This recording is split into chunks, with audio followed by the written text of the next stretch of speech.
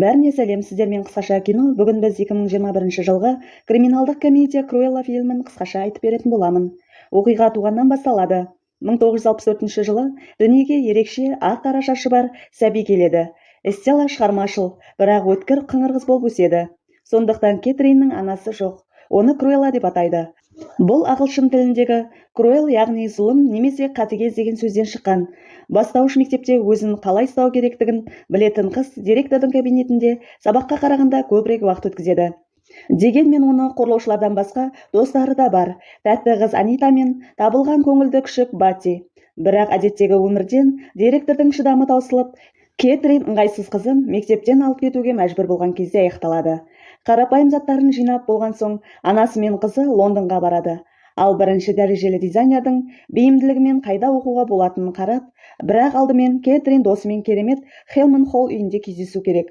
Анасы кірер алдында мойындағы алқасын шешіп береді. Оны қорғауын өтінеді. Қызға 1-2 минут көлікте күтуін айтады. Қыз өзінше әрекет етіп Батидің артынан залға кіріп кетеді. Қыз әдемі қонақ бөлмені, подиумды және көптеген әдемі көйлек киген ханымдарды көреді. Эстелла өзін қайда тап болғанын білмейді, бірақ өмірде өз орын тапқанына сенімді. Өкінішке орай ол күшікпен бірге өзіне назар аудартады. Оның артынан Валет Джон мен иттер артынан қуады. Эстелла қашып бара жатып, сыртқа жүгіріп шығып, алыстағы бір ханыммен сөйлесіп жатқан анасын шақырады. Қыз жүгіріп бара жатып сүрініп кетеді. Иттер әйтеуір бақытын өзгертіп, Кетринге шабуыл жасайды. Иттер әйелді жартастан құлатып жібереді. Сондықтан Эстелла бір түнде жетім қалады. Жол бойындағы көлікпен бәрібір Лондонға жетеді. Рейджин саябағында су бұрқақ тауып алады. Бақытсыз бала дәл көшеде ұйықтап қалады. Ал оянған кезде ол екі кішкентай ұры, Хорас пен Жаспермен, олардың күшігімен мәжбүрлі түрде танысады. Жаспер өтіп бара жатқан адамның әмиянын ұрлап үлгерген. Сондықтан полиция ұлдардың артынан жүгіріп келе жатқанда, Эстелла осы ұлдардың артынан бірге жүгірген дұрыс деп шешеді. Балалар қыздан құтыла алмағандықтан өз қастарына алады. Әрине, бұл Эстелла армандаған нәрсе емес, бірақ басқа амал жоқ. Ал көзге түспеу үшін қыз өзінің туғаннан ақ-қара шашын түсін өзгертеді. 10 жылдан кейін қызыл шашты Эстелла достары Хорас пен Жаспермен және иттері Бати мен Мигуанамен бірге ескі үйде тұрады. Қыз олардың бір отбасы болғанын мойындайды. Әдемі епті ұрылардың отбасы Эстелла дизайнерлік арманын жоғалтқан жоқ. Өзі үшін тігіншілікпен айналысады. Туған күнінде Жасперден күтпеген жерден керемет сыйлық алады. Лондондағы ең сәнді Либерти дүкенінде жұмысқа шақырту. Толқыған қыз есте қаларлық субұрқақтың жанына келіп, анасына бұдан бұлай қиындыққа тап болмауға ақыл оймен шешуге уәде береді. Ақыры армандаған арманына жетуге мүмкіндігі бар. Шын мәнінде дүкенге кәдімгі тазалаушы әйел ретінде қабылдаған екен. Ол онда тігін машинасының артында не істей алатынын түсіндіруге тырысады. Бірақ жауап бірдей, жұмыс істеуінің орнына көп сөйлейсің. Бір күні кешке тазалаудан кейін Эстелла бастығының кеңсесінен элиталық шарап ішуден бас тартпайды. Содан кейін ол витринадағы көйлегін жақсартуды шешеді. Эстелла сол витринадағы газет толқындарымен безендірілген көліктің жанында оянады. Оған келушілермен өтіп бара жатқан адамдар көп жиналды. Менеджер Эстелланы полицияға тапсыруға дайын. Бірақ ол маңызды қонақты жоғарғы сән дизайнері Варенесса фон Хелман қабылдауға кірісу керек. Сән ханшайымы оның назарын керемет витринаға аударып қойған екен. Менеджер өзін ақтап жұмыстан шығарып жатқанда Варенесса қадам жасап, талғамы жақсы қызды жұмысқа алады. Жаңа үй иесінің сән үйіндегі жұмыс күні таңғы 5-те басталады. Варенесса қызметкерлерге 5 минуттық үзіліс беріп, өзінің соңғы салтанатты шоуы туралы мақтау сөздерін оқиды. Эстелла бұл жерде өте биік екенін және үй иесінің салтанатты рәсімде тұрмайтынын бірден түсінді. Жаңа модельдер тамашалау кезінде бастығы күлкілі, сыпайы, күлкілі емес сияқты пікірлерді қаламайды. Ал Эстелланың көйлегінің жеңін кесіп тастап жатқанда қыздың қолын жарақаттап алады. Жарақатына алаңдамай, қанның түсіндей мата шығаруын бұйырады. Көшеде келе жатып, Эстелла винтаждық сән бутигінің екінші мүмкіндігін байқап, оның иесімен талғампаз және өнерлі жас Артимен танысады. Ол бірден жақсы дос болады. Жұмысқа қыз өте еңбекқор болуға тырысады. Кешке асқа ақжелкеннің 6-8 сабағын емес, 7-еуін талап ететін Варенесса үшін бұл маңызды. Талантты көмекші ханымды маңызды кездесуге ертіп барады. Оның адвокаты Роджермен танысады және эскиздерін салады. Келесі жолы Эстелла субұрқақтың жанына келгенде, ол анасына Варенесса ол туралы бірдеңе байқағанын айтады. Бір күні қыз бастығының мойнында медалды көреді. Оны анасы өлер алдында оған берген. Ал оны ол қорқынышты үйдің бір жеріне тастап кеткен. Ол бір кездері оның жұмысшысы ұрлап кеткенін, отбасылық медальон екенін айтады. Ұрлықтан кейін оның қайтып оралуға ақымақтығы болды. Бірақ сол күні ол жартастан құлап кетті. Бүкіл мерекені өзінің өлімімен көлеңкеде қалдырған арсыз бопсалаушы Стелланың ашуы мен реніші тұншығып медальді қайтарып алуды шешеді. Қыз маусымның ең үлкен кеші болатын күні ұрлық жасауды жоспарлап, адал достары Хорис пен Жасперден көмегіне жүгінеді. Оның өзі Варанессаның назарын одан әрі аударғалы жатыр, бірақ содан кейін Жаспердің оны танитыны туралы ескертуіне жауап береді, және Стелла ол жаққа бармайтынына уәде береді. Белгіленген күні Хорис кеміргіштерді жою қызметінің қызметкерінің атын жамылып кіріп кетеді. Онымен бірге егеу құйрықтың құйрығымен өте сенімді көрінетін Мигун ойнайды. Хорис сейфке жасырын кіріп, Варанесса өзі үшін ішіп жатқанда, залға ақ киімді сәнді ханым мен Бати кіріп келеді. Барлығы шырылдаған стакандарға бұрылып, керемет өзгерісті көреді. Сұлудың ақ киімі шектен шыққан қызылға жол берді. Енді оның шаш үлгісі ғана доптың ақ-қара дресс-кодына сәйкес келеді.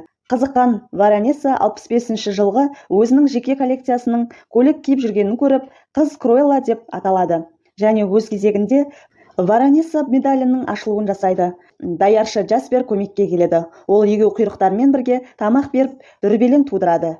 Круэлла медальді ұрлап Батиге лақтырып жібереді. Варанесса күміс ысқырығын пайдаланып, өзінің далматиялықтарын көмекке шақырады. Қыз кенеттен иттердің анасына неліктен шабуыл жасағанын түсінеді. Оларды Варанесса шақырды. Осы уақытта далматиялықтардың бірі медальді жұтып қойды. Ал Круэлла мен оның достары дүрбелеңде ұрланған көлікпен қашып кетті.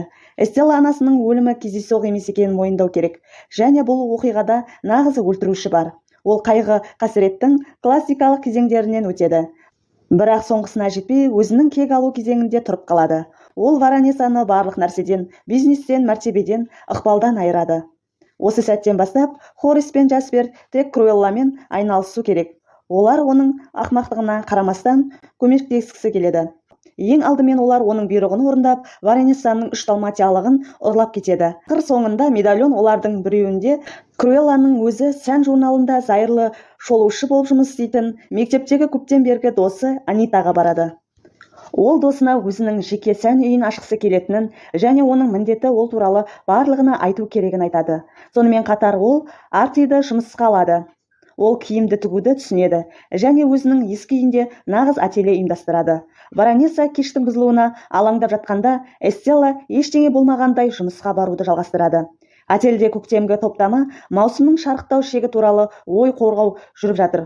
Күтпеген жерден сән ханшайымына жаңа мәселе пайда болды. Әрбір шығуы әдеттегі жеңістің орнына ұят сәтсіздікке айналады. Айтпақшы, мұқият журналист Анита жұртшылыққа егжей-тегжейлі айтып береді. Мұның бәрі қарғыс сатқан Круэлла туралы. Оның киімдері Варанессаның сәнді бейнелеріне батыл крес қояды. Ал сиқырлы қойылымдар күшті ханымның беделіне барған сайын нұқсан келтіреді. Сайып келгенде Варанесса өз коллекциясын қолтаңбасын табады. Дәлірек айтсақ, Стелладан жеке эскизін ұрлайды. Мен бұл жаңадан келген Круэлладан құтылғым келеді. Варанесса өзінің адвокаты Роджерден қарсыласын бұзақылық және бұзақылық жасаған үшін соттайды деп күтеді. Бірақ ол заң олардың жағында емес екенін мойындайды. Оған Соульді шақыруды айтады. Ал Роджер бұл үшін жұмыстан шығарылады. Содан кейін ханым Анитаға келіп, Круэллдің көмегі оның жағына шығатынын анық айтады. Стелла болса коллекцияның орталық көйлегімен тыныстап жатыр. Міне Хорис ательесінде курьердің атын жамылып, оны безендіруге арналған шылтырды ғана жеткізіп жатыр. Қыз жұмысын аяқтаған соң, бұл медальдің нағыз сенсация тудыратынына белгілі болды. Қанағаттанған Варанесса Стелланы мейрамханаға шақырады. Және сол жерде бір стакан ішіп отырып, Круэлланы жеп көрмейтінін, оның сыпайы және тапқыр екенін ашық айтады. Жаспер мен Хорис ательге кіріп кетеді. Бұл олардың міндеті. Варанесса өзінің ательесінде біреудің бірдеңе ұмытып кеткенін білу керек. Варанесса Круэлланың оны тонамақ болғанына сенімді. Бірақ Варанесса ғана қиындыққа тап болған жоқ. Жаспер мен Хорис жансыз Стелла Круэлладан әбден шаршады және оған көмектесуге деген құлшынысы азайып барады. Бірақ сен оған мойынсынбайсың ба? Далматиялықтар, Варанессиялықтар егер Круэлла рұқсат бермесе, жатуға батылы бармайды. Ол мұны қалай істейді? Көктемгі коллекция көрсетіліп жатқан күні баспасөз қазірдің өзінде орын алып жатқан кезде сейфтегі құлыптың сынғаны анықталды. Сейф ақырында ұнтақтағышпен ашылып, мыңдаған көбелектер жарылып, Стелла тіккен жылтыр көйлектен сәтті шығып кетті. Коллекциядағы барлық киімдер бүлінген. Варанесса өмірінде бірінші рет бетін жоғалтып, эмоциясын жасыра алмайды. Ал сыртта көрермендер өзінің сән көрсетілімін өткізіп жатқан Круэлла сахнасына ашуланады. Далматиялықтардың терісінен тігілген сәнді пальтосымен жарқырайды. Солай ма жоқ па, оны жетекші жаңалықтар арналары талқылап жатыр. Бірақ бір нәрсе анық төңкерісі орын алды. Кешке қарай Круэлла үйге келеді де салтанатты түрде табалдырықтан аттайды.